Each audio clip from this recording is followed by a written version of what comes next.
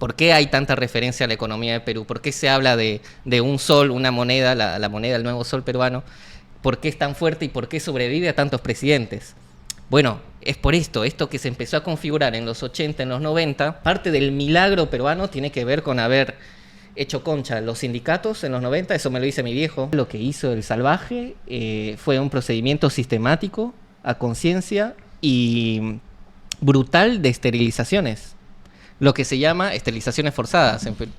Fueron, sí, cerca de 500.000 mujeres. Es un país de servicios, donde no hay una mano de obra calificada, no hay productos con valor agregado, donde no se genera nada, o sea, todos los empleos son, como digo, de servicios, y si no, tienes la informalidad, ¿no? Sostenida por el fujimorismo parlamentario, y eso significa que no es el partido de Fujimori, sino es como una constelación de partidos y de aparatos de poder financiero, económico, político, mediático, sosteniéndola, para dejar aprobar las leyes más reformistas y más neoliberales de todas. Es una de esas leyes la que provoca el estallido de la generación Z. Y al tipo le archivan el caso de violación y misteriosamente días después, como presidente del Congreso, asume el rol de presidente. ¿Hay posibilidad de que estas movilizaciones populares, se vota en abril, hubo movilizaciones populares importantes contra Dina Boluarte?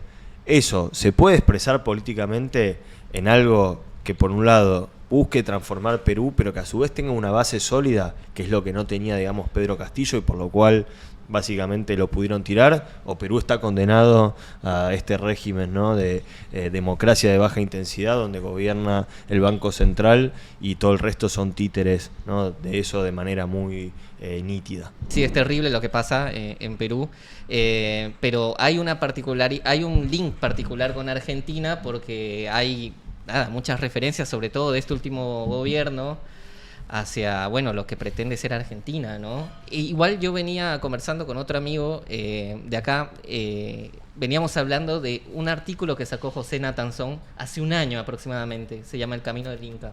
Me lo pasaste. Ah, te lo pasé.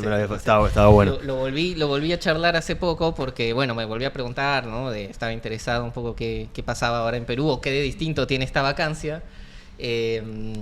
Y bueno, para explicar un poco lo que está pasando ahora, se tiene que por lo menos tomar un periodo de una mediana temporalidad, ¿no? Esto todo es consecuencia de una estructura económica, jurídica sobre todo, política, que armó el fujimorismo en los 90. Es decir, todo este mamarracho que vemos, tanto a nivel, como digo, de nuevo, en todas las esferas sociales, políticas, económicas, se empiezan a configurar en los 90. Ahora, eso tiene muchas aristas por donde agarrar, pero si entramos en ese nivel más Natanson o más económico, las referencias, yo haría mención a un economista que seguro ustedes también lo estudian acá, los economistas de Argentina y Latinoamérica, que es Hernando de Soto. Sí. ¿Por qué lo recuerdas a De Soto, por ejemplo? A De Soto, porque era... Uy, no me acuerdo. Él era el primer teórico que a mediados de los 80 en Perú, por intentar estudiar la informalidad peruana, que en Perú tenemos casi el 80% de la población económicamente activa en la informalidad, y él empieza a hablar de el empresariado popular. Claro. Del capitalismo popular. O sea, que yo me lo estaba confundiendo con Huerta de Soto, que es el actual, claro, el ultralibertario. Entonces... Y claro, pero para mí es importante traer a esa figura, porque primero es un tipo que sigue vivo y sigue vigente, sigue participando en las elecciones, pero es como el gran ideólogo del fujimorismo. Él, primero, en los 80, él es primo lejano de Vargas Llosa, por ejemplo. Cuando Vargas Llosa va a las elecciones en 1990 con Fujimori, Vargas Llosa tenía el modelo de Soto, que era, digamos, el libre mercado. Él decía, no hay que despreciar a la informalidad, es ahí donde está la potencia del capitalismo popular, por ejemplo. Y antes, por ejemplo, con Macri, ¿se acuerdan? Cuando se hablaba del empresario de sí, que todos somos empresarios de sí. Bueno, De Soto en los 80 en Perú empezaba a hablar de empresariado popular. Claro. Él decía, los pobres, los informales, no son víctimas, sino son, digamos, no es un sujeto al que hay que asistir, sino más bien tienen toda esta potencia creativa de crear valor o de crear una economía paralela que permita subsistir y que permita incluso acumular riqueza, ¿no? Sí, Entonces, Maslatón habla mucho de eso, ¿no? Cuando claro, habla del fenómeno, por ejemplo, que Milei le iba muy bien en la Villa 31, sí, ¿no? Como la expresión claro, un poco de esto que estás mencionando vos. pero me parece importante desarrollarlo en este tipo de programas donde se puede uno ir de la coyuntura. Explayar, O sea, sí, sí. yo les puedo hablar de Ger y de Dina Baluarte, pero eso lo van a ver en Infobae. Obvio, O sea, Sí. yo quería venir, sobre todo porque, bueno, tú eres economista, Cande también, y varias veces hemos hablado de este... ¿Por qué hay tanta referencia a la economía de Perú? ¿Por qué se habla de un sol, una moneda, la moneda del nuevo sol peruano? ¿Por qué es tan fuerte y por qué sobrevive a tantos presidentes?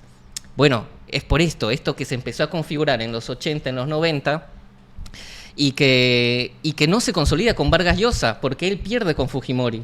Fujimori, acordémonos, es un tipo que tuvo el apoyo de la izquierda en 1990 porque era el outsider, y Vargas Llosa más bien era el tipo, como lo es, ¿no? Era un tipo blanco, el elitista. Sí, era de la derecha, era el Macri, era la Era derecha el Macri, clásica. Solo claro, que escribiendo, porque vamos a decir, Vargas Llosa como escritor, acá lo hemos traído hasta para analizar, no sé, Panamá, la fiesta del sí, chivo. no, la fiesta del chivo. No, tiene buenas novelas, las primeras sobre todo. El Vargas Llosa comunista era... No, y era un aparte buen cómo escritor. pinta, o sea, digo, más allá, eso Sí, lo he hablado con otros también compañeros de izquierda, que nos sorprendía cómo, pese al tipo ser muy derechista, pintaba muy bien, ¿no? A las vivencias de la clase obrera latinoamericana, Sí. tenía cierta sensibilidad, pero bueno, ya me estoy No, yendo es, con el es tema. un tipo Vargas Llosa, o sea... Y acá, sí, entonces, cuando fue la elección Vargas Llosa contra Fujimori, la izquierda apoyó a Fujimori con la idea de que finalmente era un outsider contra la derecha clásica, digamos, que era Vargas Llosa. Exactamente. Eso no lo sabía.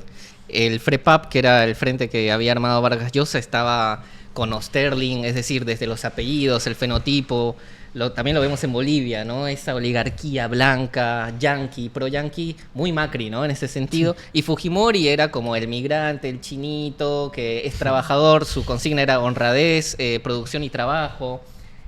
Sus spots, me acuerdo, eran con un tractorcito. Como Entonces, Carlos Saúl acá un poco. claro, ¿no? entonces, la revolución productiva.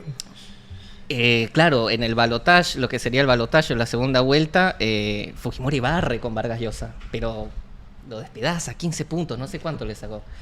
Pero ¿qué pasa? No me quiero detener tanto en el 40 años, no sé, tu público no debe saber qué pasa en Perú 40 años, pero lo interesante de eso es que Hernando de Soto traiciona a Vargas Llosa, Sí. y el programa se lo da a Fujimori. Y ahí es donde empieza todo esto que estamos viendo ahora, todo este quilombo. La figura de la vacancia, o sea, la destitución de los presidentes, es de la constitución de la dictadura de Fujimori del 93. En el 92, Fujimori se da un autogolpe, él mismo convoca a los militares, mete los tanques en el Congreso, y tiene el mismo discurso, otro paralelismo con Argentina. Con Milei, el discurso de la casta. No utilizaba la palabra casta literalmente, pero por ejemplo en Perú teníamos dos cámaras, ¿no? Teníamos el Parlamento, la Cámara Baja y la de Senado. Y con un discurso anti-burocracia, anti-casta, elimina la Cámara de Senado y hace otra serie de reformas agresivas, ¿no? Otro paralelismo con Argentina, porque bueno, Fujimori fue una dictadura en los 90, es que todas las leyes que aprobó, que reformó en medida en el aspecto económico, vinieron acompañadas de medidas securitistas, represivas, y además de un aparato paralelo de exterminio que fue el Grupo Colina. Entonces, también para pensar eso y para pensar Argentina y otros países de la región, que todo este consenso de Washington, todo este modelo que se aplicó en Perú en los 90, tuvieron que venir de la mano con medidas también de mano dura. ¿Por qué lo digo? Porque en el artículo de Nathanson de hace un año había una discusión entre, bueno, pareciera que el milagro peruano es solo una cuestión de gestión, Sí. que es el argumento que tienen ellos, digamos, ¿no? Y está dejando de lado toda esa parte de las Política, muertes. represiva. Claro, exacto. Parte del milagro peruano tiene que ver con haber hecho concha los sindicatos en los 90, eso me lo dice mi viejo era muy joven, yo era en el 90 yo tenía 5 años, y mi viejo que estaba empezando recién era muy joven, en el banco él me decía, he visto cómo iban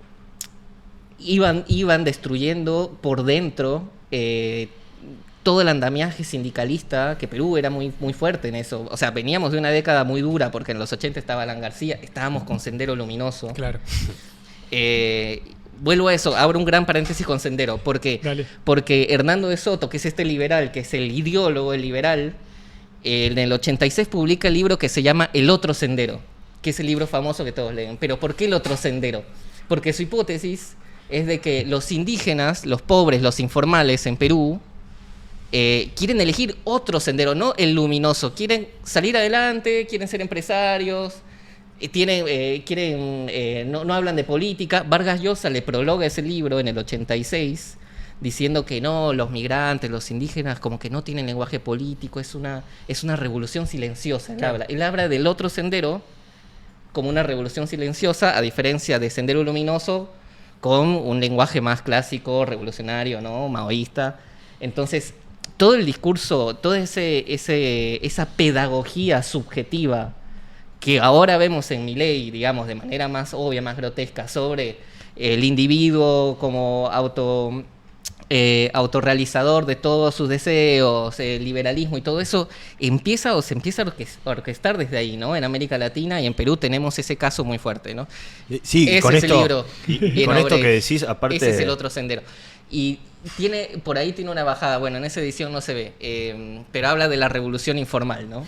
Y creo que lo que vos decís coincide mucho, creo que ya siento que un poco el gobierno perdió la oportunidad de ser Perú en los términos que vos estás diciendo, que es lo que realmente quería el gobierno, pero sí siento mucha coincidencia, ¿no?, en esto que vos me estás diciendo en cuanto al relato político con el que asumió el gobierno. Es decir, está la idea de que en la Argentina son todos comunistas, les gusta el bardo, les gusta movilizarse, y en realidad el argentino ya está cansado de todo eso.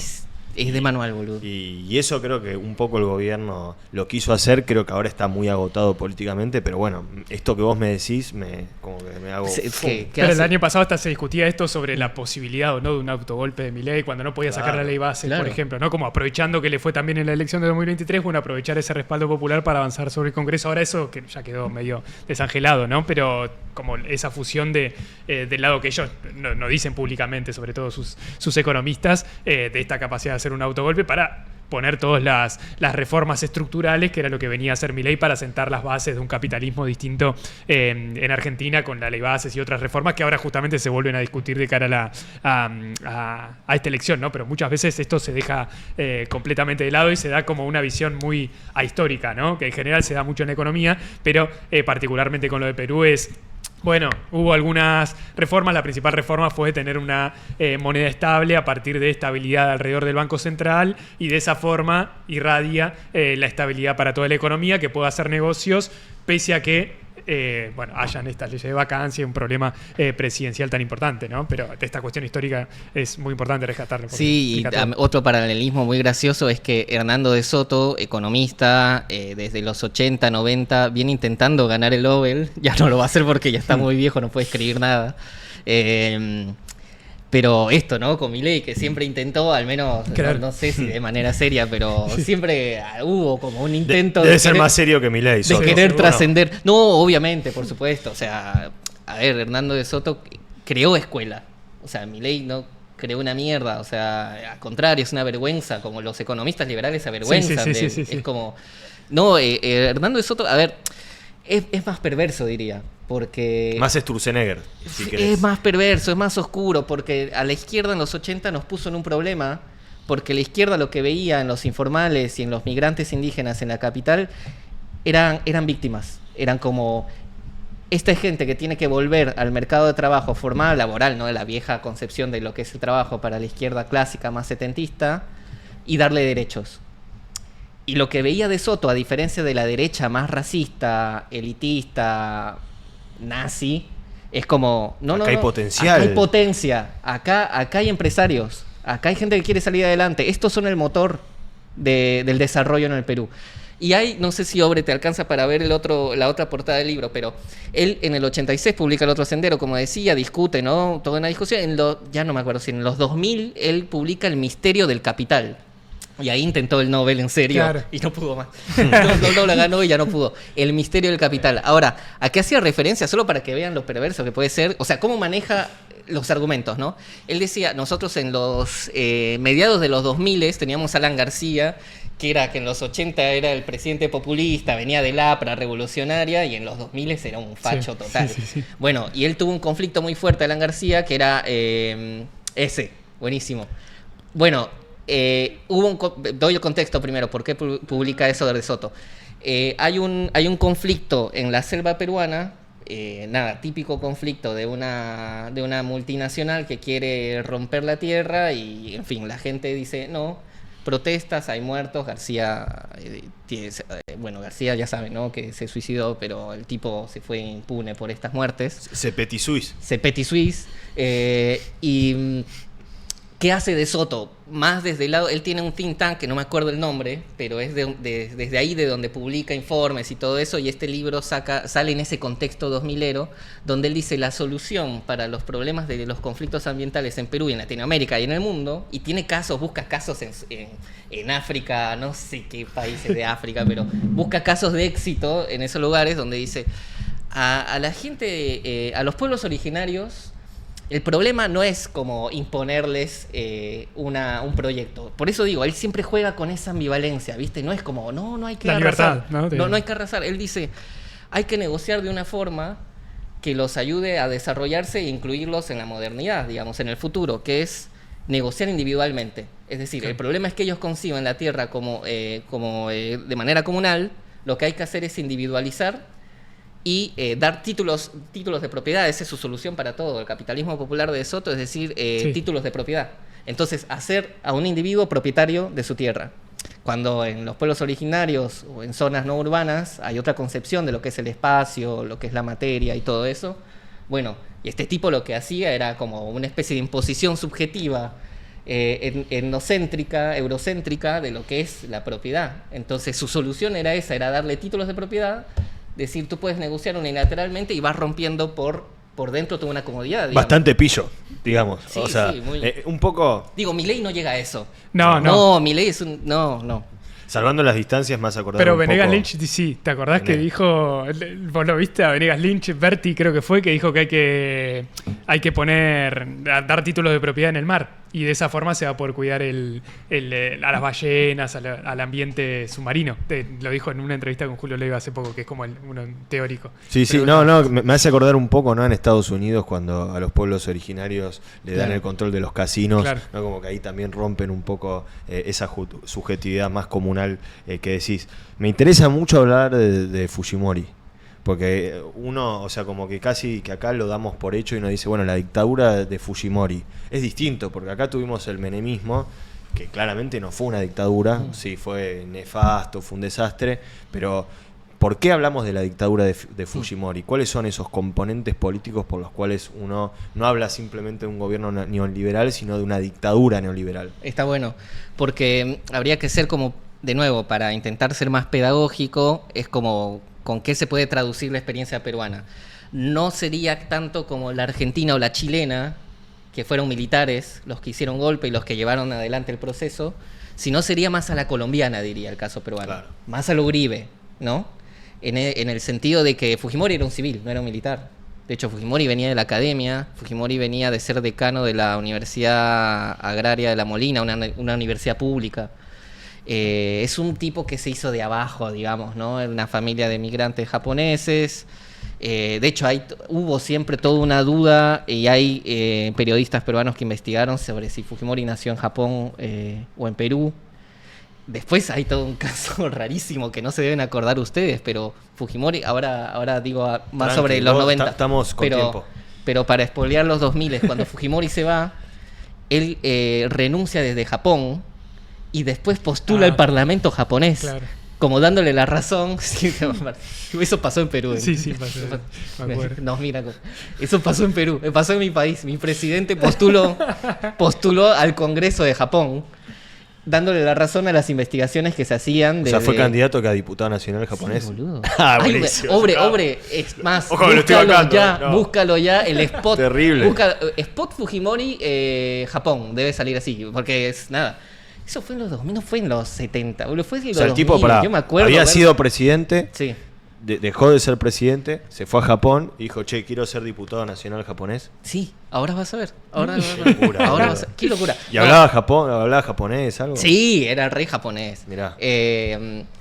No, pero me salté un montón. Lo que quería decir era que el tipo vino, bueno, era de abajo, no venía de una familia de tradición. Ahí lo puso, perdón. Dale. No, es ese. A ver.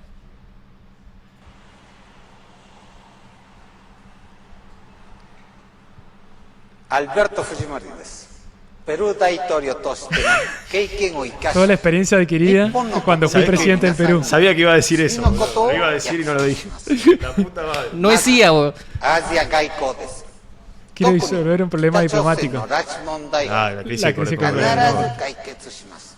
Mirá el tipo cómo la 拉 ve. 致被害者を助け出し、 El 核 tema 問 nuclear. 題など北朝鮮が日本にとって脅威となっている現状を Impresionante. 解消します。 Terrible. No, es tremendo, boludo. No es IA, no es IA. 違うんです。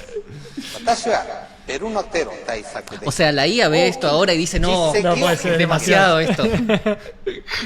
Qué locura, 日本の Y 治安を改善し No sé, ya podemos frenar. Ya, Sí, ya sí, sí, es no obvio, pasa nada, ¿no? lo corto. Es O sea, obvio que- quedó claro. Quedó claro, no, Y la dictadura fujimorista. claro, no, quería decir eso, como que el tipo no es tan a la dictadura a lo Pinochet ni a lo Videla, fue más parecido a una especie de paraestado, más como Colombia, ¿no?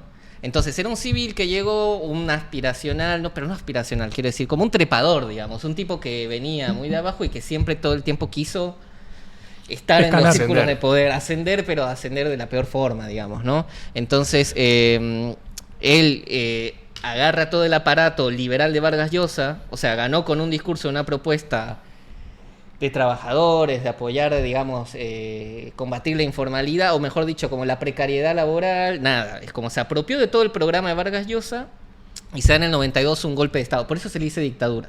Porque metió a los militares y los empezó, bueno, él ese... Por el autogolpe, digamos. Por el autogolpe autogolpe. del 92 cuando dice todos ustedes son la casta, son el problema de Perú y voy a hacer yo mi gobierno como tiene que ser. Por eso se le dice dictadura. Ahora es una dictadura de Y alianzas después- civiles y militares. No, y después empezó, yo tengo, que esto lo he hablado con vos, tengo una familia política de gente que quiero mucho, que seguramente van a ver este programa, así que les mando un gran abrazo a Dilma y a Sebastiana, que las quiero mucho, ya nos vamos a reencontrar en Perú, pero cuando yo hablaba, digamos, yo era chico y me decían, no, Perú es una dictadura, o sea que vos hablás a la colombiana, básicamente. En Colombia hay grupos paramilitares que asesinan dirigentes estudiantiles, o sea, no hay una democracia, incluso una democracia liberal plena. Acá yo creo que hacían referencia un poco a lo mismo. Vos no podías hacer actividad política de manera libre, porque eso podía tener una consecuencia tan sencilla como que un grupo paraestatal básicamente te asesine.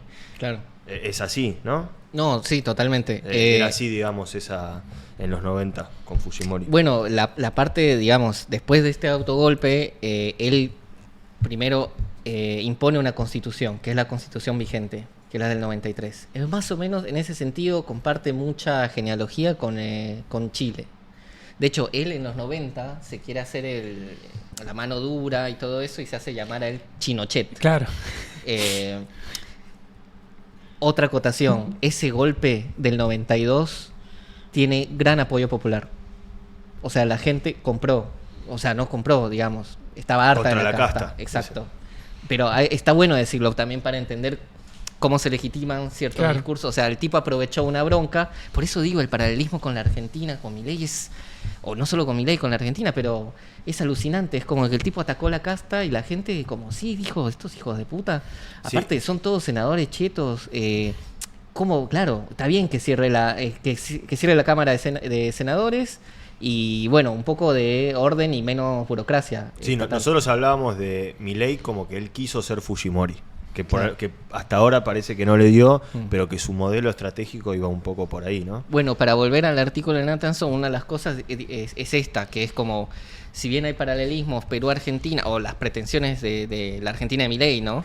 Es otra historia, o sea, la composición social de Argentina, lo dice en el artículo, es otra muy distinta a la peruana, entonces habría muchas barreras de por medio para que esto se convierta en Perú en 5 años de gobierno de Milei, 4 años de gobierno de Milei. Entonces hay otras barreras subjetivas, sociales, políticas, otra contención social, no va a ser lo mismo.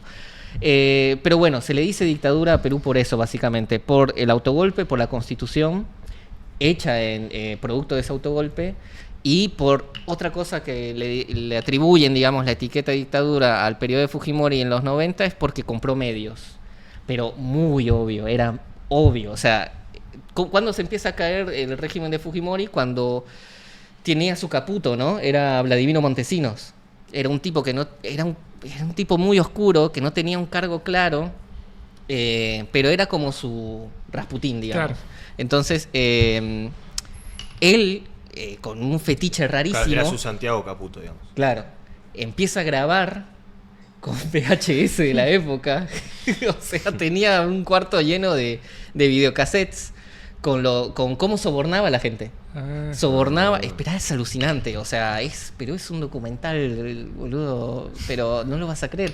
O sea, él grababa con fajos de dólares a cómo compraba congresistas para que se pasen. Porque para aprobar leyes necesitaba mayoría y el Fujimori era impopular, digamos, en el Parlamento, y lo que hacía era comprar diputados de otros partidos para que renuncien y se pasen al partido oficialista, para que le aprueben las cosas.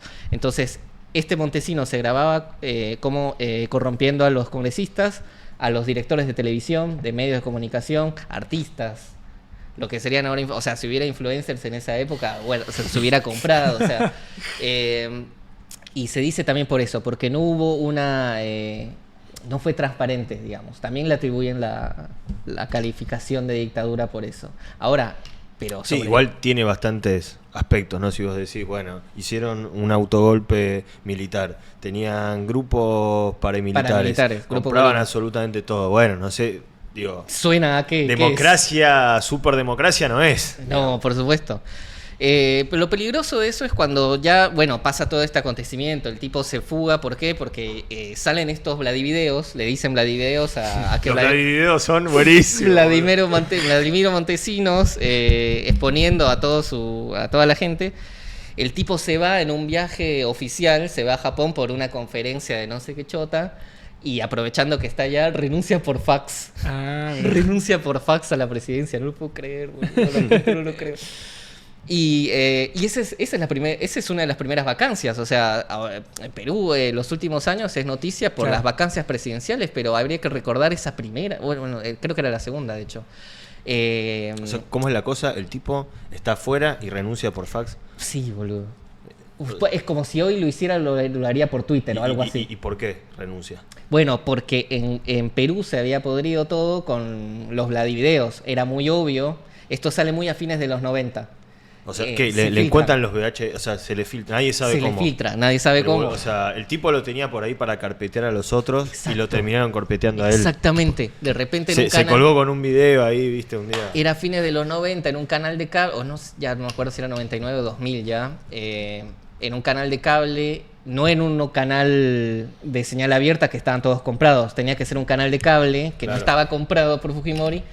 Hay una conferencia de prensa de un político muy antiguo, que no sé, es Fernando Olivera se llama, ¿no? Pero no sé cómo decirlo, un de centro, por así, un radical anti, digamos, con sentido de democracia, ¿no? Che, es increíble lo de los Vladivideos, estoy viendo ahí. Sí, exacto. Si podemos buscar solo, a ver, mando ahí, solo para ver, porque hay como 40. Hay 40 Vladivideos, ¿viste? Es un ex-videos de Vladivideos, o sea. Es increíble, boludo, es increíble. O sea, es gracioso que hay, no sé, boludo, 50 Vladivideos. O sea, escracharon a medio país, boludo. Claro. Medio país cobraba del Vladi. Como era boludo. muy obvio y muy descarado, la gente empieza a salir a protestar. Hay marchas enormes, una marcha que marcó la historia del Perú, digamos, en los últimos años, fue la marcha de los 4 Suyos. Le llamaron de los 4 Suyos porque querían rememorar al Tahuantinsuyo, los 4 puntos cardinales del imperio incaico. porque la gente venía de todos lados a marchar y sacar a Fujimori después de ver esos Vladivideos. Era como la indignación, era como, ya sabemos que eres un corrupto hijo de puta, pero no me lo muestres en la cara. Es como, ¿no? Es como ahí. Un insulto a nuestra inteligencia. Claro, es un poco lo que dicen de Milei también, es Claro. como, dale, o sea, si vas a robar con elegancia, no 3% a los... Las pensiones por discapacidad. Claro, sí, que gana. el Rebord dice un poco eso, ¿no? Sí, es como sí, sí. Menem era más elegante para robar. Claro. Bueno, Es ciruja. claro, en Perú pasó eso, hubo una indignación porque era muy obvio, ese como, dale, loco, o sea, no te vamos a bancar esta más. Están las marchas entonces, y en el 2000 el chabón, aprovechando esa coyuntura, diciendo, me voy, no me voy, aprovecha un viaje oficial a Japón, una conferencia de estas raras, donde lo invitan a hablar boludeces, y renuncia por fax en ese viaje. Mientras en Perú había grandes movilizaciones Claro, se estaba por aprendiendo. los Vladivideos. Por los Vladivideos. Que- Ese es uno. Ese es el primero que salió. Ese fue el que denunció Fernando Olivera. ¿Con quién está ahí el tipo? ¿A quién? Claro, tiene la cámara oculta. ¿A quién Exacto. coimea? Exacto. Con Si Eugenio Bertini. Si quieres adelanta un poquito, Obre, porque Y se ve bastante bien, ¿eh? ahí va. Me gusta, aparte esa onda noventosa, la estética, ¿no? Uy, los sillones, todo. Los sillones, te iba a La decir lo mismo, lámpara, boludo. todo. La mesa. Es todo. Ahí está con su equipo técnico probando la cámara. El hijo de puta para saber, che, se ve bien. Entran en el cuadro. Están bien encuadrados. Ahí está probando todavía, pero después, a ver si adelanta. Armó su propio carpetazo el chabón. Claro. Es tremendo. Claro. No, es un enfermo. Es un tipo... Mientras acá estaban las cámaras ocultas de Marcelo Hugo Ese es Tinelli. Curi, está- Claro, ya estaban con los Vladivideos. ese Vladivideo fue bastante también popular porque este era alcalde del Callao, me parece. Pero hay varios donde se ven, boludo, como torres de dólares, ¿viste? Claro, que vos No, decís, che, esto es sí, sí. obsceno, esto es obsceno mal. Y mira, y se ve que Logre agarró videos de LUM. El LUM es el lugar de la memoria. Es un lugar que recoge estos archivos para que nunca olvidemos lo que era el fujimorismo. Era esto, el fujimorismo.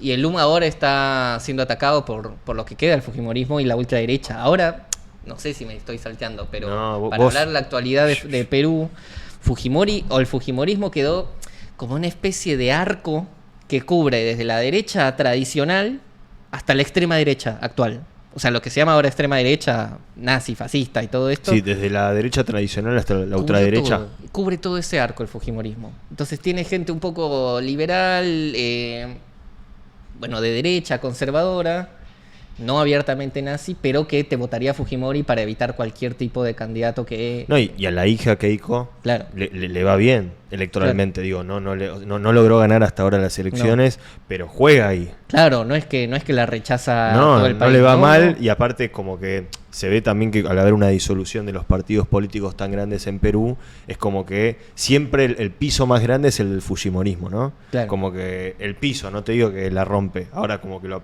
que aparece más sólido entre todo lo que hay es un poco el fujimorismo. Exacto. ¿Y por qué? Después Bueno, de todo lo que estamos hablando. Bueno, ahí también hay que ver el fenómeno también con zoom, ¿viste? Zoom out, quería decir. Como verlo más panorámico. Fujimori, si bien tuvo todas estas cosas nefastas, el tipo era un populista. Entonces, hay mucha gente, sobre todo los sectores urbanos pobres, que fueron beneficiados por algunas políticas populistas. De hecho, muchos detractores de Fujimori siempre criticaban de que el chabón compraba con tuppers de comida, no solo los votos, sino cierta fidelidad. Y bueno, en una sociedad ultra precarizada donde nada, no hay la pobreza es extrema, claro, o sea, eres Sí, sí, racional, sí. usas, digamos, sin jugar. Y sin embargo, en los sectores más rurales siempre tuvo una oposición mayor, ¿no? Oposición. Oposición. Exactamente. Sí, sí. Bueno, él fue una de las cosas nefastas que hizo el fujimorismo en los 90 fue... Decilo porque lo estaban pidiendo en el chat, que lo digas. Decilo. ¿Dónde el chat? Ah, ahí está. Ah, no, Soy ahí está. Un boomer total, boludo. Dije, Pero- pues si me está viendo todo el tiempo, ¿cómo vio el chat? Yo veo, voy viendo, Ah, me voy revisando no, acá en la ustedes, compu. ustedes hacen esto todos los días. Claro. No, todos los días no, pero. Pero sí, Eh, putealo porque la gente, aparte, por más que lo sepan, viste, lo saben y quieren que vos lo denuncies, lo putees, te enojes. Sí, está buenísimo ver el chat, boludo. Es como que desbloquee una habilidad.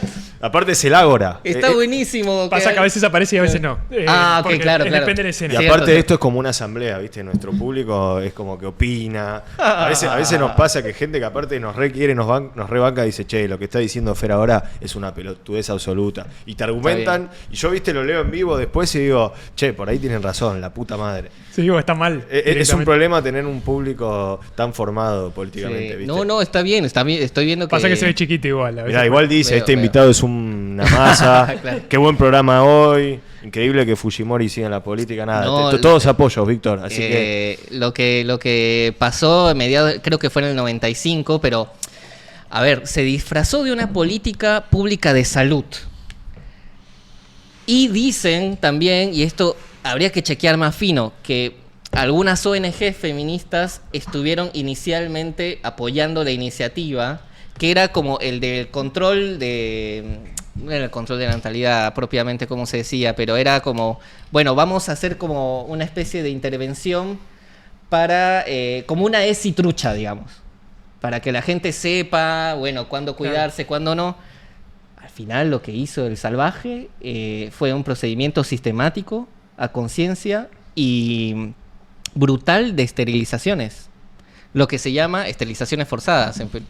Fueron, sí, cerca de 500.000 mujeres. O sea...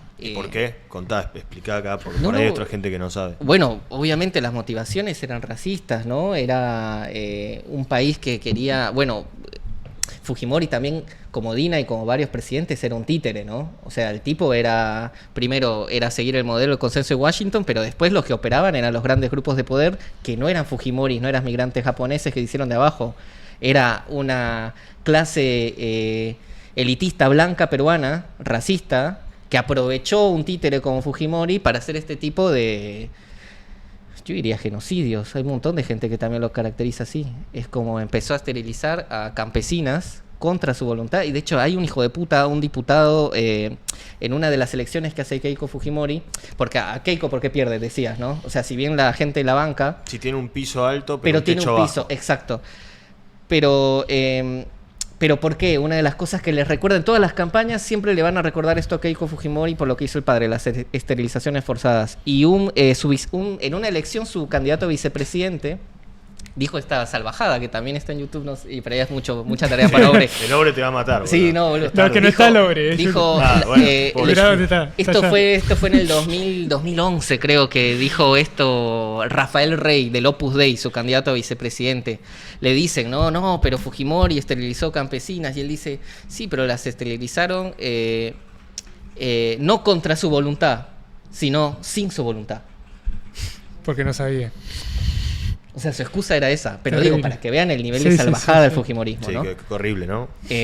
No fue contra la voluntad de ella, fue sin la voluntad. Le rompería la cabeza. No, Lo arrancaría, le pego, boludo, la mandíbula y se la patearía en la... Es que son expresión. la vereda, por boludo. eso te digo, son expresión de eso. Me odio de esa gente. El fujimorismo tiene desde lo peor de la derecha, la ultraderecha, que ahora está expresada en otros países con otros nombres, tiene eso, pero a la vez tiene también ciertos liberales de centro derecha, digamos, que siempre van a bancar el modelo económico, pero guardan ciertas formas democráticas, digamos, Sí, ¿no? tipo los que dicen con Pinochet, ¿no? Que Pinochet, pogón, que ayudó a Chile, pero violó muchos derechos humanos. ¿No? Como que está esa idea a veces. Hay algunos chilenos. Ese, un día lo podemos Bueno, ese buscar en un Lima. día le rompería la cabeza, boludo. Mal. No entiendo cómo a alguien no se la rompió ya. Pero bueno, Sí, paréntesis. bueno, Cierro el paréntesis violento. No, ese. Pará, ¿qué más? ¿Dictadura? ¿Por qué dictadura Fujimori? Sí, cerramos un eso. poco. Y el post-Fujimori, el Bueno, tipo eso, renuncia. eso. ¿Cómo llegamos a tantas vacancias? Bueno, hay un... que no sé si también en Argentina pasó. Es como post-dictadura hubo una especie de... Bueno, entramos en un proceso democrático, pero no discutimos, digamos, esas condiciones democráticas. Parece que simplemente nos conformamos con ir a votar cada 5 años y a eso le empezamos a llamar democracia. En Perú pasó eso, básicamente. Es como habíamos salido de 2 elecciones muy traumáticas con Fujimori, y la posta la toma Alejandro Toledo, que era un tipo que venía del interior, venía, digamos, a ser como una especie de un populista más arraigado a los sectores indígenas. Incluso él lidera las protestas que te digo, los 4 suyos, y gana por el partido Perú Posible. Entonces era un partido que quería como reformar, reestructurar. En su periodo, por ejemplo, se crea la Comisión de la Verdad y Reconciliación, y que, bueno, es como el texto, Biblia, por llamarlo así, canónico, mejor dicho, canónico, al que hay que recurrir para informarse de qué fue ese periodo de violencia en el Perú, que comprende, digamos, la lucha armada de Sendero Luminoso y el MRTA y la respuesta brutal del Estado. Todo ese gran periodo, 80s, 90s, es un texto, que se hace en el periodo de Toledo. Entonces, sí, se hace en términos también, ¿no?, de los 2 demonios, ¿no? Como también sí, la violencia estatal como respuesta, ¿no?, a la violencia de Sendero Luminoso. Exacto. Ahí yo ya estoy viendo el chat y para mí eso fue un error porque ahora no quiero discutir con nadie. No te quemes con el chat. No, está bien. Eso, déjalo. Pero bueno, hay una discusión que hay que darla, que en Argentina sería, no sé, ¿quién dice que son los 2 demonios? ¿La derecha y la ultraderecha? Lo que pasó acá, la teoría de los 2 demonios. ¿O no? Un poco de todo. Sí, el peronismo también, una parte importante del peronismo también lo dice. Bueno, en Perú hay más... Los radicales también. Mirá. No, o sea, sí, es bastante... Pensé que no era... Por ahí nuestros círculos más progres. Claro. Muy zurdo, claro. Acá ya ni progre, ¿viste? Somos... más zurdo. Solo me junto con igual, general. Igual yo creo que Sendero Luminoso también es bastante más salvaje que los montos. Quería decir eso. Yo pensé que en Argentina era más claro que no fue una teoría de los 2 demonios, fue un estado genocida, un estado... Sí. Bueno, pero en Perú no. Ahí está más disputada la cosa. Porque Sendero hizo cosas malas. Sí, no hizo cosas terribles, digamos, no solo cosas malas. Terribles. Desagradables, digamos. De hecho, la izquierda tenía que aclarar todo el tiempo que estaba en contra de Sendero en los 80. Y Sendero, cuando inició la lucha armada y quería, porque Sendero es un fenómeno que inicia en el interior del país, en la sierra, en el sector más pobre, en Ayacucho. Pero cuando se empieza a meter a Lima o se empieza a meter a los sectores urbanos, la organización popular de los barrios, las ollas populares, que estaban ligadas a la izquierda, Sendero los empieza a ver como enemigos. Claro. Y hay una matanza que también la pueden googlear, ya no le digo nada sobre, la pueden googlear la gente, que es la de Marilena Moyano, que es era una líder, lo que sería ahora una líder feminista que organizaba las ollas populares en Villa El Salvador. Villa El Salvador es como una villa, por decirlo así, es un barrio que se hizo con migrantes indígenas, se hizo muy de abajo, es muy popular, y ella organizaba las ollas populares. Sendero Luminoso lo que hizo fue, una tarde, en Perú hay una tradición que para juntar dinero haces polladas, ¿no? En Perú se come mucho el pollo a la brasa. Sí, acá en Argentina, yo lo sé esto por mi militancia política, también se hace mucho, no sé, por ejemplo, organizaciones piqueteras que justamente tienen mucha migración peruana, arman la pollada como una forma de tener recursos, digamos. En una pollada, Marilena Moyano estaba organizando a su barrio, Sendero la va a buscar, la captura, la amarran a una silla, traen a sus hijos y la vuelan frente a los hijos. Y el mensaje era para los dirigentes de izquierda que no querían disciplinarse con Sendero para hacer la revolución. Sí, es terrible. O sea, claro, o sea... Sí, habilita más la teoría de los 2 demonios. Exactamente, eso estás queriendo decir. Era eso gente quiero mucho decir. más enferma que... Eso, Obre. No, qué genio es Obre, boludo, no lo puedo creer. Se llama Junior. Este es Luciano. Este es el nuevo Obre. Se va a hacer el asado. Este es el nuevo Obre. Van cambiando porque él está aprendiendo y está aprendiendo muy rápido. Es eso. Es crack. Bueno, y eso es Sendero Luminoso, para que vean que la izquierda... Ahora, ¿qué pasa? Para entender un poco el Perú contemporáneo. Cada candidato, por ejemplo, Verónica Mendoza lo intentó dos veces, Pedro Castillo, Ollantumala en medio de eso. Verónica Mendoza, que fue asesorada por un amigo de la casa, acá, el compañero Jair Sibel. No, vos no, el compañero Estuvo ahí con Verónica Mendoza. Ah, sí, no sabía. Sí, claro, en la elección que gana Pedro Castillo, de hecho. Bueno, mirá. pero ahí tienes los cínicos que son la derecha para la política peruana, sobre todo en campañas electorales, es que acusan a cada candidato de izquierda, ni siquiera de izquierda, estamos hablando de Verónica Mendoza, Sí, que es una centro-izquierda. centro-izquierda, digamos. La acusan de terrorista o de terruca, esa es la palabra que utilizan mucho en Perú. Terruca. Pero claro, o sea, no tienes que... Pero que eres un ignorante, o sea, no sabes, en este caso era la izquierda que estaba contra Sendero, o mejor dicho, Sendero contra la izquierda. Sendero mataba a dirigentes de izquierda y la izquierda siempre tomó distancia de Sendero. Hay marchas desde los 80 contra Sendero de la izquierda, de la izquierda unida en ese tiempo, no sé, con dirigentes como Javier Descanseco y varios más que siempre tomaron distancia, pero la derecha hoy, en una campaña electoral, los escuchas diciéndole, bueno, pero eres senderista, o sea, nos meten en el mismo saco, ¿no? Y claro, ¿no? Es no solo injusto, sino que es de una ignorancia, de una perversión, una manipulación sobre cierta gente, que claro, ante cualquier propuesta de reforma que pueda tener Verónica Mendoza, como pongamos un impuesto Claro. a un multimillonario, es como Terruco. senderista, terruca. Ese es el Perú de hoy. Bueno, en medio pasan muchas cosas, no sé si quieren. O sea, está Ollanta Humala, está Alan García, pero básicamente la dinámica es esa, que la democracia peruana post-Fujimori respetó, de hecho nadie tocó la Constitución. Todo el mundo sigue acumulando riqueza, siguen acumulando riqueza, siguen acumulando poder, del modo que se hacía con Fujimori, o sea, en dictadura, eso no se cambió. Julio Velarde, que es bueno, eso incluso lo puedes saber más que yo. Porque tú El presidente del Banco Central. Exactamente. El tipo es...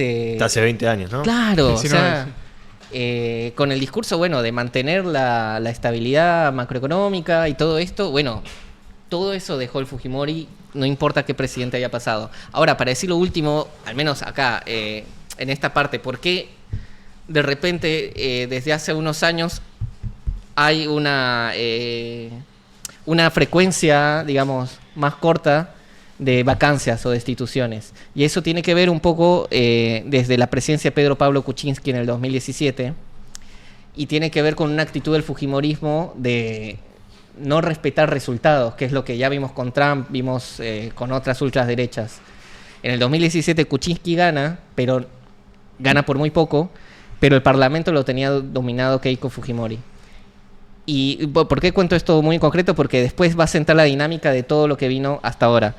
Ellos pedían, para no destituir a Kuczynski, que libere a Fujimori, que estaba preso, obviamente. Ahí me faltó historia. ¿Cómo llega de ser candidato a Japón a estar preso en Perú? Contalo. Concha de la lora. No importa, No pasa hay nada, tiempo, dale. El tipo... ok, primero Alan García, es importante esto. Alan García, que era que había sido presidente del APRA en los 80, se va como Fujimori, corrupto, de hecho se escapa por los techos, nada, es una cosa rara en el inicio de los 90 y se va a Francia. El tipo era un nefasto, Alan García lo odia a todo el mundo, la izquierda y la derecha. Pero el tipo vuelve cuando se cae Fujimori y quería decir, no, he aprendido, ya no voy a gobernar mal. Sí. Y vuelve a ser como un candidato potable y de hecho gana las elecciones del 2006. En ese contexto Fujimori dice, bueno, si lo hizo ese tipo, quizás yo puedo volver de Japón. Yo también. Yo también, si exactamente. lo hizo Alan García, boludo, mirá lo que es Alan García. Bueno, más o menos era el tinte, ¿no? Alan García había vuelto antes, igual lo intenta. Lo intenta en el 2001, me parece, cuando ya se va Fujimori. Claro, entonces Fujimori ve esa actitud, ve que, bueno, la institucionalidad es muy frágil y que podía venir y quedar impune. Bueno, vuelve, de hecho, lo capturan en Chile, porque vuelve primero a Chile, tantea si se puede entrar o no, igual lo capturan y entra y cumplió una condena. Lo condenan lo condenan por corrupción y por el caso Barrios Altos.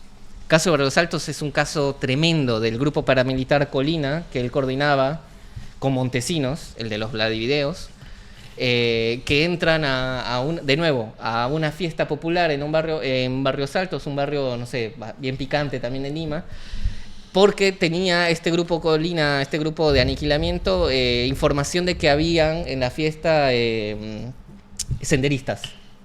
Y sin más información van y acribillan a todos, a niños, los niños de la fiesta, todos. y por ese crimen lo condenan. Vuelvo al 2017 con Kuczynski. Él estaba en la cárcel entonces cumpliendo condena y el fujimorismo con mayoría parlamentaria lo presiona. Es o lo dejas libre o te destituimos. Te tiró el gobierno. Me acuerdo, Kuczynski era 2000, ¿qué año era? 2018, 2017. El 24 de diciembre a las 11:59 de la noche libera a Fujimori. O saca como el decreto. Y no, se incendia todo. Cuando al final no se hace efectivo, el fujimorismo destituye a PPK.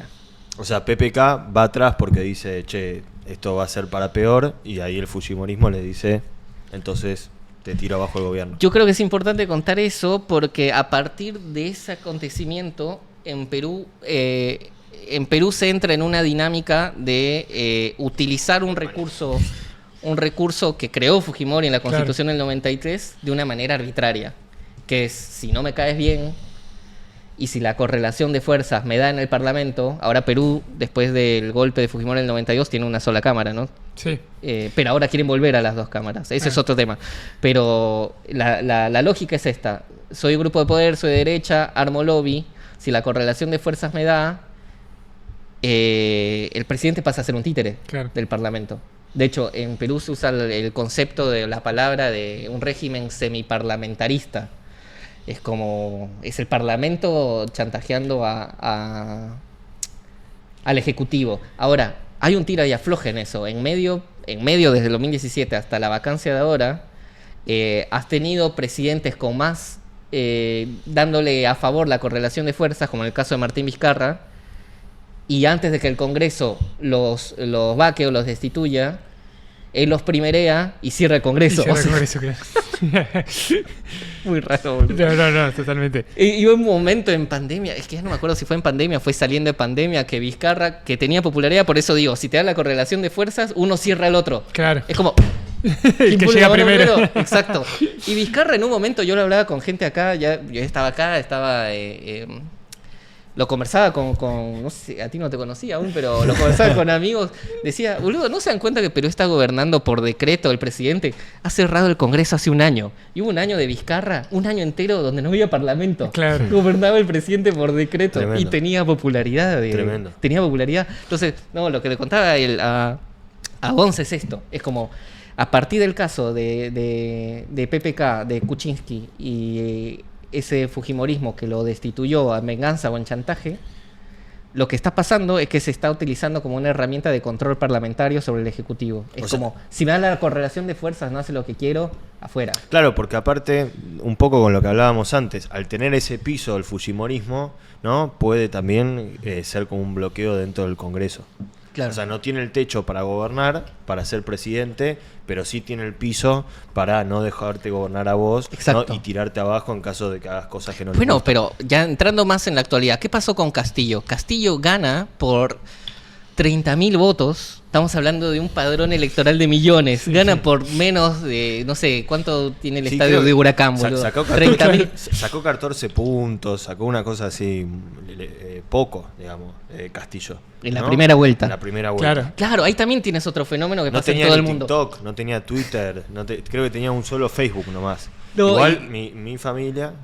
Bien, Dilma, lo vi en Facebook, Dilma y Sebastiana votaron a Castillo también, como parte un poco, creo que, de las zonas rurales que lo veían, ¿no? Como un compañero de alguna manera. Sí, ¿no? obvio. O sea, creo que tuvo mucho voto de la zona rural. Sí, por supuesto. O sea, lo que quería decir, lo que pasó con Castillo es que gana, pero gana muy débil, porque gana por 30.000 votos de un padrón electoral de millones. ¿Qué hace el fujimorismo? Desconoce la derrota. Desde el inicio, o sea, Fujimori no, bueno, el alma de Fujimori. El fujimorismo. El fujimorismo. Espiritualmente. Espiritual. Nunca reconoce a Castillo. Claro. Entonces lo que hace eso es crear inestabilidad, es como patear el tablero. Nunca lo reconocieron y desde el día 1 no lo dejaron gobernar. O sea, el tipo pasó por 2 destituciones de vacancia antes de que lo terminen de destituir porque él quería hacer esto que te digo. Cerrar el Congreso. Exactamente, que es lo que había hecho Vizcarra antes. Claro. Él pensó, bueno, si me da la correlación de fuerzas y tengo a la gente de mi lado, que es como pasó con Vizcarra, puedo cerrar el Congreso un año y gobernar por decreto. Ahora, este tipo, y perdón, otra vez al chat, porque esto es polémico, pero Castillo tampoco hizo mucho para defenderlo. O sea, y acá la izquierda peruana se divide lamentablemente en esta elección que hay en abril del próximo año. Hay una división profunda porque ¿cómo caracterizas el periodo de Castillo el Breve? ¿Como bueno de izquierda y que fue víctima del lawfare y del golpe de Estado? ¿O fue un tipo que también gobernó para el orto?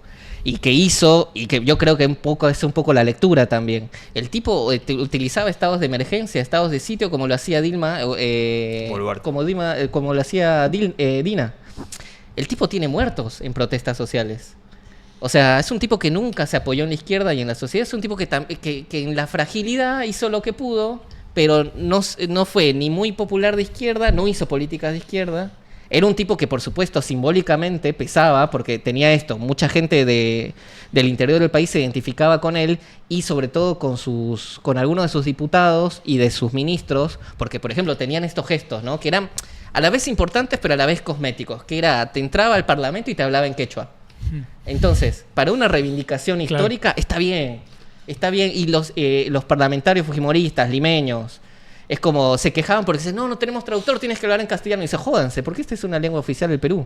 Y la hablamos millones en el Perú. Pasa que ustedes están de espaldas. Veías eso y decías, claro. Qué lindo, ¿cómo no apoyar a Castillo? Pero después hubo un caso, por ejemplo, de un derrame de petróleo, donde, un montón de familias quedaron damnificadas. Y el chabón lo que hace, en lugar de castigar a la empresa, bueno, hizo un poco de eso, pero el gesto era darles canastos de comida a la gente. Es como que era muy cosmético, era muy insuficiente y a la vez era muy inseguro. Un tipo que no transmitía, era un tipo que decía, si esta es la primera, va a hacer algo. Era un tipo que no generaba empatía por una izquierda que podía apoyarlo en ciertas movilizaciones, hasta que lo destituyeron. Cuando lo destituyeron sí salió un montón de gente, porque sabían que lo que venía era peor.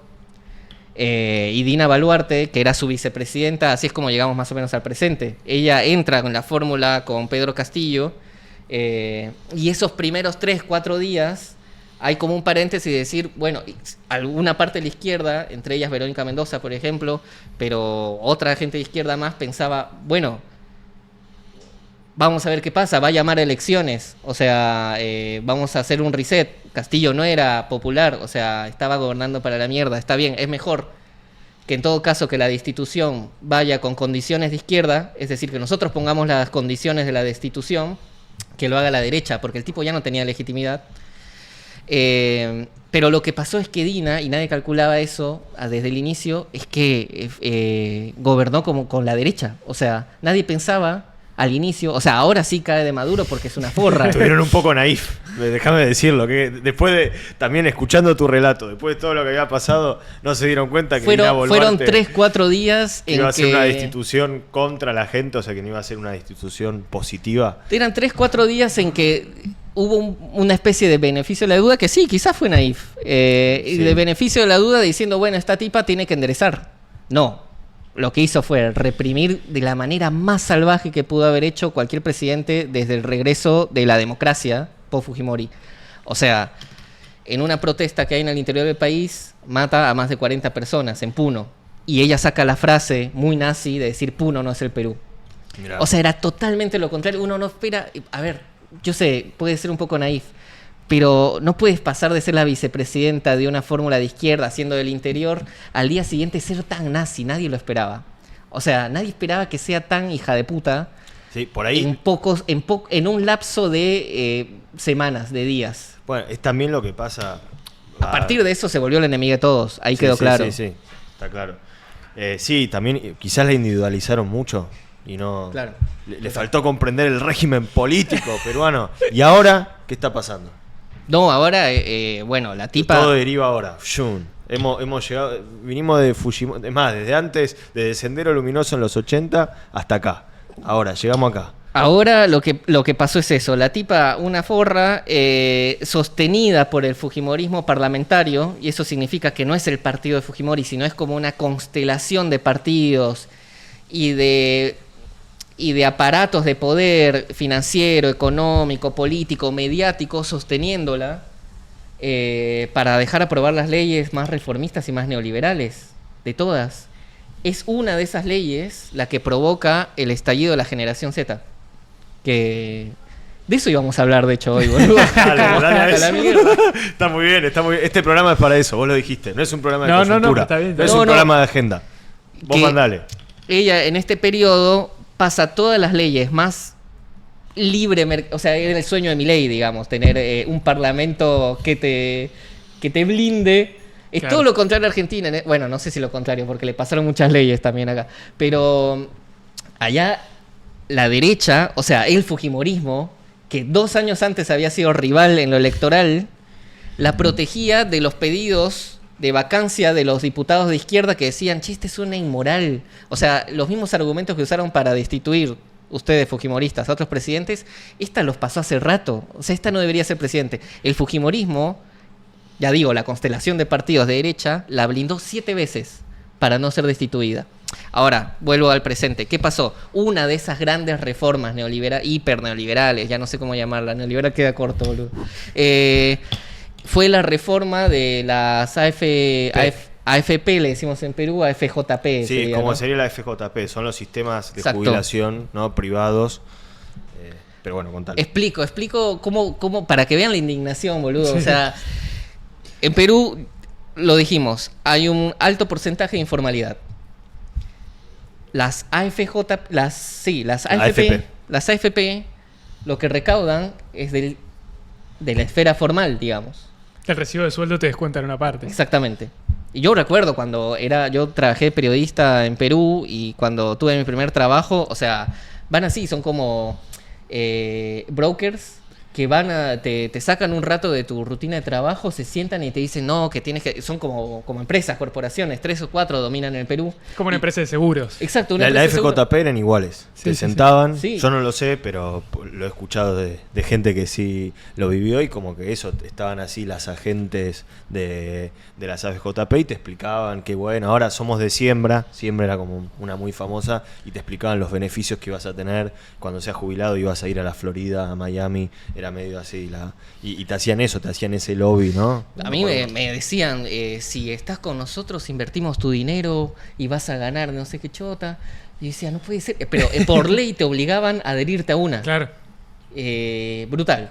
Bueno, la reforma era esto. Era, como cada vez hay más informalidad, las AFP estaban recaudando menos. Y la reforma de Dina, en alianza con el fujimorismo, era que ahora iban a aportar a las AFP, las aseguradoras privadas, los informales. Sí. El 5%, ¿no?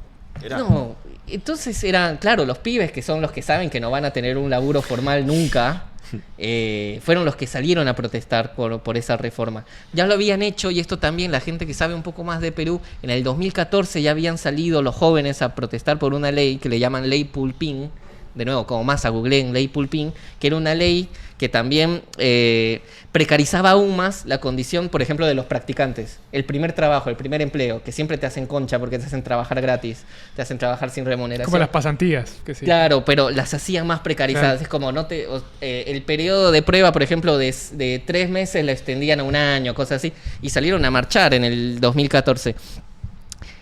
Entonces los jóvenes ya habían salido, ya hay una expresión, hay una vitalidad juvenil ahí en Perú que ya se había expresado antes. Pasó ahora eso hace un par de meses en Perú. Ellos son como los grandes dinamizadores de este último periodo de Dina. Pero ahora, ¿qué se suma al colapso de Dina? Que hubo muchos casos de sicariato que ya venían ocurriendo de hace un par de años.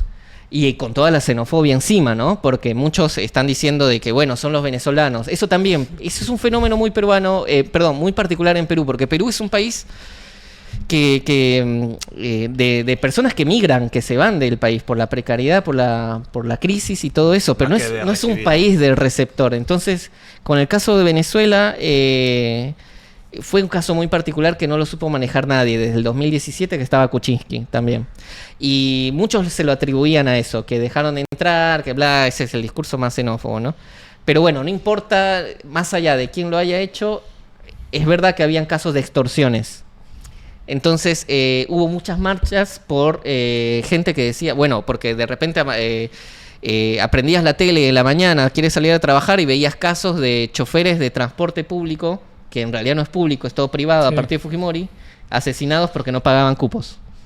Y así en otros rubros, en restaurantes, en otros rubros te llegaba una llamada y decían, bueno, loco, tienes que pagar una cuota, si no, adiós. Y cómo se generaba de perverso el sistema, que la policía para cubrirte te pagaba un cupo aparte. Entonces tenías que pagar dos para que no me maten, a la extorsión y al policía. Exacto. Sí, es terrible. O sea, y mucho, obviamente, pero es obvio que la policía estuvo metida en muchos casos de extorsión. Eso también hay que investigar. Sí, hay que investigar, pero se sabe. Entonces son los jóvenes, son los transportistas que estaban cansados de no tener protección. Y es la gente en general que estaba podrida de decir, bueno, loca, es como tú, o sea, dale, es como no puedes ser tan forra. Entonces, eso fue lo que precipitó. Hubo un caso muy concreto que fue el grupo de... Intentaron disparar a un grupo muy famoso de cumbia. ¿Cómo se llama? Agua Marina. No, porque la gente es curiosa acá. Entonces va a buscar las cosas que estás diciendo. Entonces dispararon al grupo Agua Marina, que era como un grupo muy popular, ¿no? Muy popular, mucho arraigo. Y aparte es en vivo, lo hacen, de repente pasan detrás del escenario y pasan con una ametralladora. Entonces la gente dice, no, loco, basta, es como, con mis ídolos no.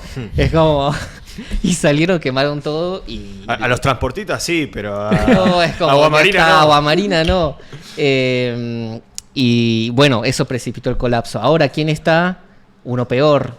Porque este sí es un político que viene... Bueno, igual es un nadie, ¿no? Es un tipo un partido muy minoritario, ¿no? Sí, es de derecha. Es un tipo muy oscuro porque está acusado de enriquecimiento ilícito, pero sobre todo oscuro porque es un perverso sexual. Tipo, ¿saben un poco de eso, no? Sí, pero contalo. Pero contalo porque probablemente no. No, esto... El tipo seguía solo una cosa, porque lo que vos vas a contar ya después es más oscuro, pero el tipo seguía en Instagram a 200 cuentas porno. Tipo, las dejó de seguir cuando recién después. Sí, decir, che, a ver, ¿a quién sigue en Instagram el presidente de la nación? Y tenía 200 cuentas porno en Instagram. O sea, imagínate, esa computadora la agarran.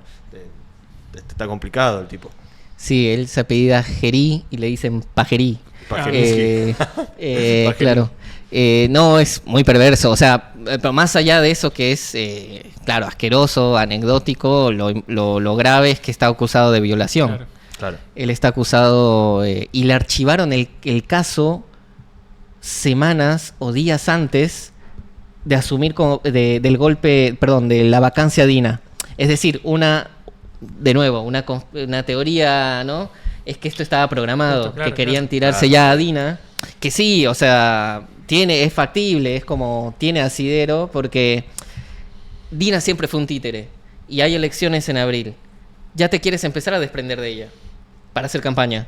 Es como todo su gobierno de mierda es de izquierda. Sí. La derecha es lo que... Bueno, a veces me lo dicen familiares, boludo. Me dice, mira tu gobierno de izquierda, me dicen a mí, pero si ustedes la han sostenido 7 vacancias. Pero, a ver, la intención no creo que la gente no es estúpida. O sea, la gente se da cuenta con quiénes ha gobernado esta hija de puta. No, en general, como que no sé cómo se llama, pero la Cámara de Diputados tiene muy mala imagen en general, ¿no? Los propios congresistas, como que todo el mundo tiene una imagen muy mala. En general, las encuestas que uno ve... 1,5% de imagen positiva al Congreso Nacional, solo 2% de Dina Boluarte. Pero incluso el Congreso Nacional tiene peor imagen que Dina Boluarte. No, claro, sí, hay un ente más impopular que Dina, que es el Congreso peruano. Claro.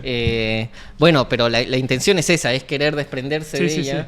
Y al tipo le archivan el caso de violación y misteriosamente días después, como presidente del Congreso, asume el rol de presidente. Ahora, ¿qué está haciendo? Ayer o anteayer, ya perdí un poco de noción, pero declaró el estado de emergencia por 30 días. Sí. Es decir, la Constitución se la pasó. Sí, el estado de sitio, digamos. Claro, es como inviolabilidad del domicilio, o sea, pueden entrar a tu casa solo por una sospecha, o sea, alguien llama y te... A lo Bukele. Está haciendo, exactamente, ¿no? bueno, replicando el régimen Bukele. Tiene también él pretende tener una estética... Bukele, hay otro meme que sale la imagen de Bukele y al lado la foto de Gerí y dice Bukake. Claro. Se cagan de risa. Che, te quiero hacer, a ver, la gran pregunta para los que estamos siguiendo un poco de Perú o no siguen Perú, pero se están enterando por vos. ¿Hay posibilidad de que estas movilizaciones populares, se vota en abril, hubo movilizaciones populares importantes contra Dina Boluarte? ¿Eso se puede expresar políticamente en algo que por un lado busque transformar Perú, pero que a su vez tenga una base sólida, que es lo que no tenía, digamos, Pedro Castillo, y por lo cual básicamente lo pudieron tirar? ¿O Perú está condenado a este régimen, ¿no?, de democracia de baja intensidad, donde gobierna el Banco Central y todo el resto son títeres, ¿no?, de eso de manera muy nítida? Nos quedamos 2 horas más. Dale, sintetizá y hacé hipótesis. Ya está la comida. No pasa nada, pero responde lo que vos creas. Bueno, lo que puede pasar. Hay un gesto por años que está teniendo la correlación de fuerzas fujimoristas, que es copar las instituciones. ¿A qué me refiero con esto? Que dominan el Tribunal Constitucional. Quieren terminar de dominar el Poder Judicial. Hay jueces independientes, pero son la excepción. Lo que quiere hacer el fujimorismo es ganar elecciones de manera, como siempre lo intentaron hacer, de manera como lo hizo Fujimori en el 95 y en fines de los 90 con fraude. Quieren apoderarse de esos poderes para no tener que llegar a tener que destituir un presidente y generar caos. O sea, lo que ellos quieren básicamente es que la acumulación siga reproduciéndose con el menos costo social. Obviamente que hay una crueldad implícita en un facho. Tiene gente que de derecha que es nefasta. El alcalde de Lima, por ejemplo, López Aliaga, es un tipo que va a las mismas reuniones de Milei del CEPAC, ¿no? Tienes ese tipo de... Ese es el que está pintando ahora, ¿no? Para ser el próximo presidente de la derecha. Pero de la izquierda, ¿no puede aparecer algo con cierta fuerza política? Bueno, a eso iba. O sea, a la izquierda la tiene difícil porque para que no le pase lo que le pasó a Castillo, necesita tener una legitimidad mayor. O sea, Castillo, te digo, o sea, ganó por 30.000 votos y tenía un parlamento totalmente fragmentado y se hizo difícil. O sea, al menos si la discusión va a ser electoral o política a ese nivel, yo te diría eso, que intentar tener mayor legitimidad para que a la hora de tener que defenderte de una vacancia puedas tener una bancada que no apruebe cosas, que te detenga, que te defienda, que es lo que hizo esta bancada con Dina, que la defendió de todos los intentos de destitución de la izquierda, por ejemplo. Esa sería una respuesta. Luego, la otra es ver un poco más el movimiento, armar otra cosa de abajo. Y ahí la cosa es más ambigua, porque de nuevo está como el terreno hábil para discursos antipolítica, ¿no? Y hay una gran popularidad por una mano dura a lo Bukele. Todos los candidatos, Aliaga, que te mencioné de Lima, pero este idiota que está gobernando, Pajerí, todos quieren parecerse a Bukele. Sí, porque también toda la situación, ¿no?, de narcotráfico. Claro, cómo controlamos, exacto. Entonces, una lectura es que, bueno, la izquierda, listo, tiene que parecerse un poco a eso que la gente también desea, que es mano dura, que es un poco de bla, bla, bla. Entonces, hay candidatos más del... Che, ¿quiénes son esos candidatos? Hay candidatos. Hay Antauro Humala, por ejemplo. Sí, lo hemos visto mucho acá. Es uno de los fenómenos. El hermano de Ollanta Humala. Si entramos a la historia de los Humala es otro capítulo. El nacionalismo inca. El etnocacerismo. El etnocacerismo. El etnocacerismo, que etimológicamente se entiende como, bueno, un lado étnico. Ellos reivindican al peruano cobrizo, por ejemplo. El peruano que no es cobrizo no es peruano, claro, ya está contaminado por algo. Entonces reivindican el color cobre en la piel. Y Cáceres, porque viene de Andrés Avelino Cáceres, que fue un héroe en la guerra con Chile en el siglo XIX y fue el único general, capitán, comandante, no sé qué sería, que resistió al avance chileno en Arequipa, en la Sierra Sur. Por eso la Sierra Sur y Sierra Centro del Perú es muy antichilena y es muy anti-Lima, porque ellos son los verdaderos que resistieron y hay mucho orgullo nacionalista en Arequipa. Saludo a mi vieja, que es arequipeña. Sí. Sebastiana también, y Dilma, que viven en Arequipa. Entonces, hay un candidato... Bueno, los Humala tienen eso. La primera propuesta, ¿no?, de Antauro Humala, ¿cuál es? Contala. ¿Cuál? Vos la No sé, sabés. boludo. ¿Tú sabes? Meter preso al hermano.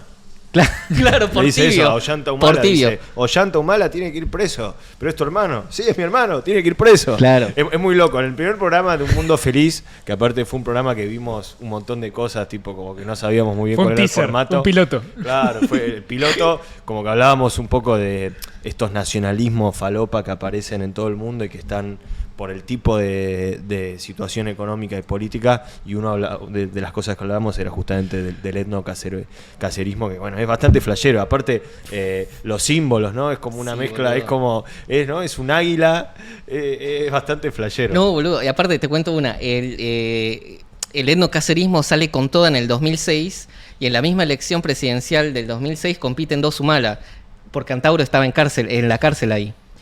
¿Por qué quiere Antauro meter a la cárcel a su hermano ¿Pero Ollanta? por qué estaba en la cárcel? Ollanta y Antauro hacen una rebelión en el 2002, creo. La rebelión de Andahuaylas. En el interior del país toman una comisaría y se declaran como vamos a tomar el país de algún modo, no sé qué pensar. Los dos. Ahora, Ollanta, según el relato de Antauro, traiciona a Antauro, lo vende, se ayorna, quiere entrar al juego democrático, Claro. ya no al juego de las pistolas, y Antauro lo regala, va en cana, Antauro en cana y Ollanta a las elecciones. Claro. Por eso el resentimiento. Ahora, en esas elecciones, Ollanta se enfrenta a otro hermano, a Ulises. Esa no la sabes. La sé. La sabes, el mayor. Bueno, después te cuento porque lo sé. importa. No. Y el mayor, ese era un ese sí estaba loco. Porque Ollanta era el normal, imagínate, era el normal Claro. de los hermanos. Era el tipo que quería centro-izquierda. Sí. Estaba en la cresta del progresismo, más amigo de Era, Chávez. claro, Su sí. pecado era ser amigo de Chávez. Ese tipo. Y vos sabés quién era el asesor político el Durán Barba. Dale, dilo. De Ollanta Humala. Ese es Antauro. Era Luis Fabre, que fue durante mucho tiempo como el Durán Barba de Lula, y a su vez que es el hermano de qué dirigente conocido de la izquierda argentina. Claro, tenés que decir De vos. Jorge Altamira. Búsquenlo después si quieren, Luis Fabre. De hecho, a Ollanta Humala en un momento le quieren hacer la destitución. Hay un referéndum, ¿no? Que es el referéndum del no y el del sí. Y bueno, y Luis Fabre, búsquenla en YouTube, tiene una entrevista muy divertida, ¿no? Que cuenta un poco sobre eso y cómo hizo la campaña del referéndum para evitar que a Ollanta Humala lo destituyan. Cierro ese paréntesis. Ulises era muy loco, campaña 2016, está Ollanta haciéndose porque la derecha lo atacaba diciendo eres amigo de Chávez, Chávez te da dinero, ¿no? Terruco y todo eso. Y el hermano, que nadie le daba bola a Ulises, porque era un tipo aburridísimo además, en el debate presidencial donde, bueno, van todos, el tipo se aparece de repente con un mapamundi y empieza a decir algo así, no, si yo soy presidente, si yo soy gestión, vamos a volver al Tahuantinsuyo con las fronteras. Y de repente el mapa pasaba de ser Perú a agarrar todo lo que era el imperio de Tahuantinsuyo. Y la gente decía, pero ¿cómo vas a ser parte de Argentina, Chile, Bolivia? Vuelve a nosotros. O sea, el tipo tenía ese delirio. Expansionista, claro, pero ¿cómo va a conciliar con los...? De repente que hay un plebiscito y se quiere ser parte, si eres mendocino, ¿no? Por ejemplo. Quiere ser parte del imperio Tahuantinsuyo nuevo. 2006, boludo. No, delirante. Sí. Si lo hacía hoy, era el próximo presidente de Perú. Claro. Y ojo que no... O sea, hoy, en un mundo feliz, creo que la época da para eso. Da para el eso. delirio. Los Humala, el etnocacerismo es un capítulo aparte, pero, por ejemplo, el papá de los Humala, que fue el que creó la ideología etnocacerista, era amigo de Vargas Llosa en los 60. Mirá. Loco. Cuando Vargas Llosa, sí, boludo, Increíble. es como muy macondo, Perú, Sí. es muy macondo. Vargas Llosa, comunista, era amigo del papá de estos chicos Humala. Qué locura. Y los dos armaron, según dicen las malas lenguas, que Vargas Llosa estuvo en el armado del etnocacerismo primero, es muy flash, boludo. Que podría ser igual. Que podría bueno, ser. Y entonces, y ya con esto vamos cerrando. ¿Ves? ¿Somos optimistas? ¿Somos pesimistas? ¿Vamos a un próximo Bukele? ¿O está la posibilidad de que se arme una nueva fuerza política apoyada en estas rebeliones de la Gen Z? ¡Te maté! ¡Dale, No, bueno, arriesgate. no, No, aparte soy muy cagón para arriesgarme, boludo. Conservador. Claro, no. Aparte Bueno, pero esa es la duda. En Perú no sale nunca nada, porque Castillo nadie pensó que iba a ganar. Boludo, Castillo, lo que decías al inicio, o sea, Castillo una semana antes de las elecciones no estaba en las encuestas. Figuraba. No figuraba. Cuando le armaron como el esquema de fiscalización, no tenía su foto. ¿Querés comer ahora? No, ahora cerremos. Ya terminamos. Yo tengo un pregunta. solamente como quiero cerrar con una pregunta para la última parte de un mundo feliz, por la otra parte de un mundo feliz, pero primero, o sea, es como que por el desarrollo que haces, evidentemente creo que hay un problema estructural que es la constitución de Fujimori del 93, todas las reformas estructurales que hace, que es un lenguaje que por ahí nos recuerda a las reformas de mierda ese Vargas Llosa. que dicen en el chat. A las reformas estructurales que está haciendo Milei ahora, de apertura de contratos y que le dan mucha más potencia a las privados por sobre el Estado en todo lo que es lo que fue Perú. Reformas parecidas a las que hizo Menem acá, pero no con tanta profundidad, que son las que ponen las bases para esta situación.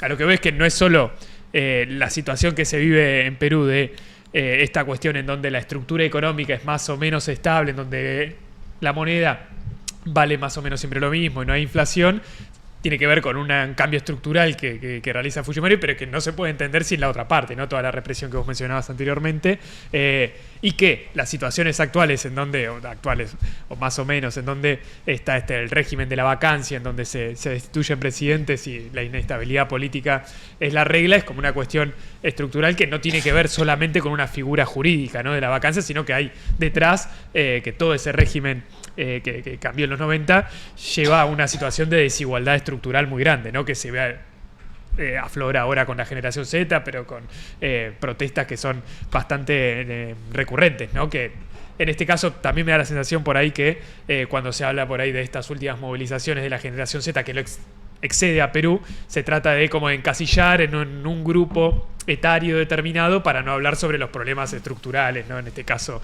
la desigualdad, la pobreza, la situación más particular en Perú, pero que pasó en Nepal, pasó en otros lugares, como que se toma por ahí de los medios más del establishment o de las finanzas internacionales, decir, bueno, es la nueva irrupción de la generación Z que tiene demandas distintas, ¿no? Porque son los nativos digitales y ven en TikTok que la gente son ricos en Dubái, entonces quieren ser como la gente que vive en Dubái, ¿no? Y boludeces así que uno lee muy seguido en el Financial Times y en esos lugares. Pero acá hay raíces estructurales que uno los ve después cuando a la hora de las movilizaciones estas que hubo en las semanas anteriores. No es solo la generación Z que se está movilizando, ¿no? Sino que hay ahí una estructura bastante profunda que creo que la desarrollaste bastante. Ahora, a mí me queda una duda que no sé si a vos te pasa lo mismo, pero a mí viendo acá nosotros en general los jueves charlamos un poco sobre a dónde va el mundo, toda esta competencia o guerra comercial que va hacia una guerra más estructural entre China y Estados Unidos, y Perú aparece como un lugar importante en esa confrontación, ¿no? Uno pensaría, ¿no? De forma abstracta, decir, bueno, si Perú es el lugar en donde todos los liberales dicen que hay que ser como ellos, o todos los que se referencian con Milei, con Trump, etcétera, dicen, bueno, Perú es estable, etcétera. Uno pensaría que Perú está más o menos alineado con Estados Unidos. Sin embargo, hay una alarma ahí que tiene Trump y Estados Unidos, que es un superpuerto, que lo vimos acá el jueves pasado, en donde Perú es uno de los principales socios de Perú es China. Perú recibe mucha inversión del lado de los chinos y aparece también como un lugar, así como Argentina y otros países de la región aparecen como lugares en disputa entre las dos potencias, Perú también. Pero no queda claro si hay algún tipo de definición, si hay algún tipo de alineamiento hacia dentro del país o de lo que se puede, del fujimorismo, por ejemplo, de cualquiera de los sectores que hoy se están que tienen una pugna hacia dentro de las instituciones, si hay una definición ahí alrededor de estos alineamientos.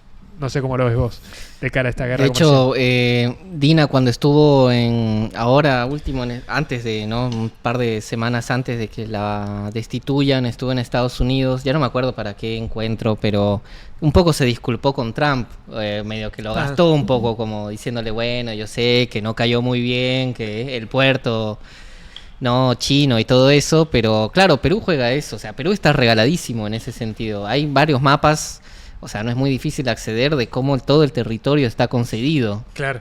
Y ahí te das cuenta que no hay como una fidelidad ni yanqui ni china, es como quién pone la mejor torta, básicamente, o quién llega primero. Y sí, en ese sentido es muy estratégico Perú también para los intereses chinos, pero China juega eso, a esperar, ¿viste? Sí. China tiene otra temporalidad, es como no es tan desquiciado como Trump y una especie de expansionismo más burdo, ¿no? Como China espera y con Perú hace eso, porque sabe que, bueno, esto, ¿no? Mientras no haya una alternativa, hubo siempre, ¿no? Opciones de políticas, un poco también para responderte a ti, que intentaron poner un freno a tanto despojo, pero que fueron esto, o fueron ayornados. Humala fue eso, por ejemplo, volviendo a hablar de Humala. Sí. Humala entró con un discurso de esto: vamos a parar los TLCs, los tratados de libre comercio, vamos a frenar la inversión sin consulta previa a las multinacionales, pero lo que hizo fue nada, un poco más de lo mismo, simplemente con un discurso más políticamente correcto.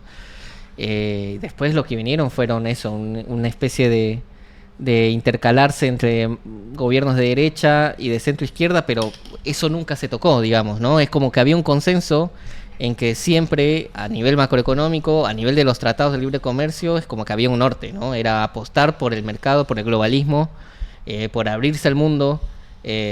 Como la idea de desarrollo es en ese sentido, de nuevo, muy noventera, muy consenso de Washington, muy abrir los mercados. Y claro, tienes una sociedad que no produce, es una ciudad de servicios, es un país de servicios, donde no hay una mano de obra calificada, no hay productos con valor agregado, donde no se genera nada, o sea, todos los empleos son, como digo, de servicios, y si no, tienes la informalidad, ¿no? En ese sentido es como gobiernos, como te digo, progresistas o más de derecha, no intentaron como modificar eso. Alejandro Toledo también fue el primero que abrió más ordenadamente y en un proceso democrático, abrió el Perú a los mercados. Pero es eso, es como van a aprovechar quién está en mejor situación, sea China o Estados Unidos. No hay en Perú como una presencia muy fuerte de la ideología en los mandatos presidenciales, ¿no? Incluso con Castillo. No era como soy pro chino, como Milei, ¿no? Que hacía campaña como diciendo comunistas, socialistas. Estoy alineado con Israel y con Estados Unidos. Claro. Digamos, dice Milei. El mismo Castillo nunca fue como, bueno, vamos con Venezuela, No, nunca fue un discurso. Tampoco de izquierda ni siquiera. No, claro, era, bueno, esa es una polémica, sobre todo en Perú, pues, o sea, no puedo decir que Castillo no era izquierda, porque... Pero él no se referenciaba como un claro, por eso, candidato sí, superizquierda. exactamente. Menos progresista, o sea, progresista claramente no. No, pero eso voy, es como que en Perú no importa, digamos, quién haya gobernado, como la discusión más ideológica, geopolítica, esa discusión dura geopolítica no existe, es más débil. Es como llegas por otro tipo de legitimidad identitaria, racial. Varios explican la llegada de Castillo por eso, ¿no? Como nadie lo escuchaba, nadie sabía quién era, él es simplemente el voto por el que se parece a mí. Sí. El voto por el no blanco. Es uno de nosotros. Y no es poco. No, Hoy en día, y es suficiente. y más en esta tipo y de es suficiente, claro, pero no es como lo voto porque leía Schumpeter, o porque está en contra en Schumpeter, o porque, no sé, Adam Smith y Ricardo. No, nunca tuvo... incluso después, ponle, en la campaña no lo conocía nadie, pero incluso cuando ya era presidente, nunca tuvo un posicionamiento geopolítico sólido, siendo de izquierda. Claro. Nunca es que se alineó con, bueno, vamos con Putin, vamos con China, vamos... Incluso te la juegas, estando en contra no, pero nunca hubo eso. Sí, un discurso anti-yanqui como se tenía en su O un momento. discurso anti-yanqui, no, nada. Y los presidentes anteriores igual. Entonces hay lo que se dice en Perú como un piloto automático, Claro. donde lo que manda es el Banco Central de Reserva y Julio Velarde. Sí. Que acá es tratado como un héroe, ¿no? Cada vez que viene una vez por año y da sus entrevistas, habla sobre cómo... ¿En dónde? ¿En La Nación? En Clarín, sobre todo, sí, en eventos organizados por bancos centrales, por organismos internacionales, y sí, es tratado en general, particularmente en Argentina, como el lugar hacia donde referenciarse para tener una moneda estable mientras ocurren otras cosas, que el foco esté puesto en la estabilidad económica, ¿no? Claro. Pero obviamente tiene como consecuencia todo esto. De hecho, toda esta situación de apertura hacia los capitales, hacia el que ponga la plata, lleva a que en los últimos años hay como un boom que siempre lo existió, pero sobre todo últimamente de minería ilegal, ¿no? También hay que ahora se está emparentando también con el narcotráfico. Hace poco hubo casos de que aparecieron asesinados un montón de personas ahí en una mina ilegal. O sea, hasta tal punto lleva el saqueo y el loteo del país y de los recursos naturales, que incluso hay bandas que hacen minería sin tener los permisos, sin tener nada, y atentando, los que más pagan eso son los laburantes, ¿no? Que lo hacen con las manos directamente, terminan haciendo minería. Es increíble. Sí, armamos un reel sobre esto. Sí, lo quiero decir. Sí, no, me acuerdo de eso, sí. Sí. Lo vimos cuando hubo el caso donde fue como un ajuste de cuentas en una de las minas. Terrible. Pero esa es como el extremo de una situación a la cual se podría... si se masifica el modelo peruano, que muchas veces se trata de desarrollar acá en Argentina, bueno, ahí está los horizontes, ¿no? Que es bastante preocupante. Por suerte, en Argentina no parece que tenga mucho aire Milei para continuar con ese plan.